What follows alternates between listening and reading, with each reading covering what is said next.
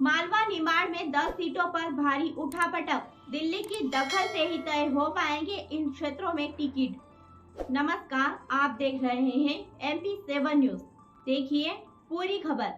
जी हां, मध्य प्रदेश में 57 प्रत्याशियों की चौथी सूची जारी होने के साथ ही मालवा निमाड़ की ज्यादातर सीटों पर भारतीय जनता पार्टी का परिदृश्य स्पष्ट हो गया है। अब सबकी निगाह यहां के उन 10 निर्वाचन क्षेत्रों पर है जहां से पार्टी के टिकट को लेकर बहुत मारामारी है। इनमें से कुछ क्षेत्र ऐसे हैं जहां वर्तमान विधायकों का मजबूत विकल्प तलाशने में पार्टी को पसीना आ गया है। वहीं कुछ सीट पर पार्टी के बड़े नेताओं की रुचि है। ऐसा माना जा रहा है कि प्रदेश के नेताओं को दरकिनार कर इनमें से ज्यादातर टिकट दिल्ली की दखल से ही तय होंगे। तो आइए जानते हैं इन सीटों के बारे में।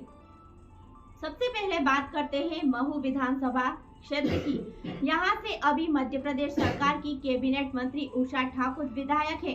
पार्टी यह तय नहीं कर पा रही है कि यहाँ से ठाकुर को ही एक बार फिर मौका दिया जाए या किसी नए चेहरे को सामने लाया जाए। इस बार महू में स्थानीय चेहरे को मौका दिए जाने की बात प्रमुखता से सामने आई है और स्थानीय नेता पार्टी के दिग्गजों के सामने भी दमदारी से यह बात रख चुके हैं।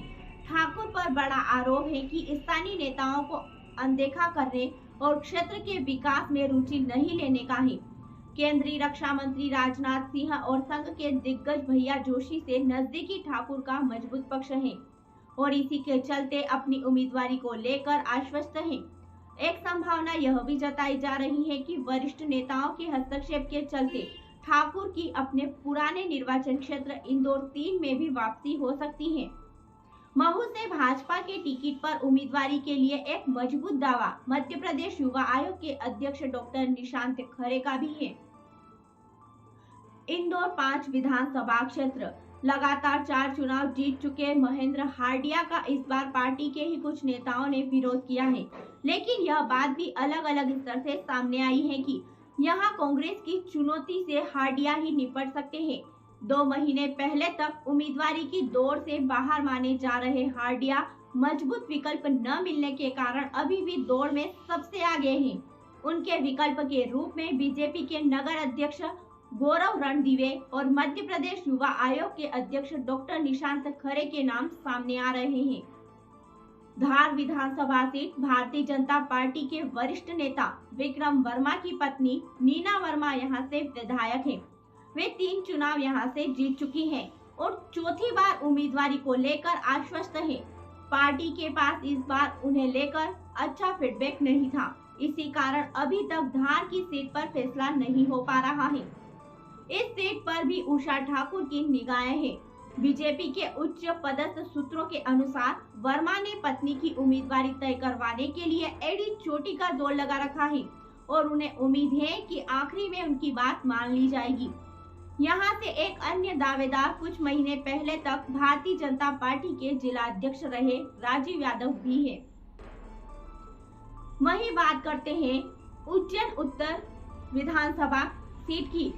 इस सीट पर 1991 को छोड़ 1990 से लेकर 2018 तक बीजेपी के पारस जैन चुनाव जीतते रहे हैं। इस बार जैन की उम्मीदवारी को लेकर संशय की स्थिति है। बढ़ती उम्र भी जैन का नकारात्मक पक्ष है। उज्जैन नगर निगम में सभापति सोनू गहलोत यहां पर जैन का स्थान ले सकते हैं। वहीं अगर बात करें जावरा विधानसभा सीट की तो ज्योतिरादित्य सिंधिया की पूरी कोशिश है कि पिछले चुनाव में एक बागी उम्मीदवार के मैदान में होने के बावजूद कांग्रेस के टिकट पर बहुत कम अंतर से हारने वाले के सिंह कालूखेड़ा को इस बार बीजेपी से मौका मिले। वर्तमान विधायक राजेंद्र पांडे को पार्टी के कुछ दिग्गज नेता फिर से मैदान में देखना चाहते हैं। वैसे पांडे को लेकर अच्छा फीडबैक नहीं है और इसी के चलते अभी तक जावरा सीट पर पार्टी निर्णय नहीं ले पा रही है। वहीं आलोट विधानसभा सीट, यहाँ का मामला कर्नाटक के राज्यपाल थावर चंद्र गहलोत के कारण लटका हुआ है। गहलोत यहाँ से अपने बेटे जितेंद्र गहलोत को फिर मैदान में लाना चाहते हैं, जबकि उनकी स्थिति ठीक नहीं है। इस सीट पर उज्जैन के पूर्व सांसद चिंतामणि मालवी के साथ ही वर्तमान सांसद अनिल फिरोजिया की भी नजर है। अगर बात करें महिदपुर विधानसभा सीट की तो वर्तमान विधायक बहादुर सिंह की स्थिति बहुत खराब है। पार्टी में तो उनका विरोध है ही। इस विधानसभा क्षेत्र के नागरिक भी उनसे बहुत रुष्ट हैं। जातिगत समीकरणों के चलते यहां से इस बार भी सोंधिया समाज के ही किसी व्यक्ति को उम्मीदवार बनाया जा सकता है। यहां का मामला भी दिल्ली की दखल से ही निपट पाएगा। वहीं अगर बात करें नीमच विधानसभा सीट की, तो इस सीट को लेकर बीजेपी में ही असमंजस की स्थिति है। पार्टी के एक बड़े वर्ग का कहना है कि वर्तमान विधायक दिलीप सिंह परिहार को ही फिर मौका मिलना चाहिए। वहीं कुछ नेताओं ने बीजेपी के जिला अध्यक्ष पवन पाटीदार और वरिष्ठ नेता महेंद्र भटनागर का नाम आगे बढ़ाया है। गरुड़ विधानसभा सीट, यहाँ के वर्तमान विधायक देवीलाल धाकड़ को संघ की पसंद के चलते पिछली बार टिकट मिला था, लेकिन इस बार पार्टी उन्हें मौका देने के पक्ष में नहीं है। जाति समीकरणों के चलते इस सीट से मंदसौर के सांसद सुधीर गुप्ता को भी उम्मीदवार बनाया जा सकता है। वहीं अगर बात करें खरगोन विधानसभा सीट की, खरगोन विधानसभा सीट को लेकर भी बीजेपी के दिग्गजों की अलग अलग राय है। स्थानीय स्तर से पार्टी के जिला अध्यक्ष राजेंद्र सिंह राठौर और पूर्व विधायक बालकृष्ण पाटीदार के साथ ही बीजेपी में संगठन मंत्री रहे श्याम महाजन के नाम आगे बढ़े थे। राठौर खुद की उम्मीदवारी को लेकर बहुत आश्वस्त हैं। वहीं सेठ के नाम से मशहूर पाटीदार के समर्थक भी एड़ी चोटी का जोर लगा रहे हैं।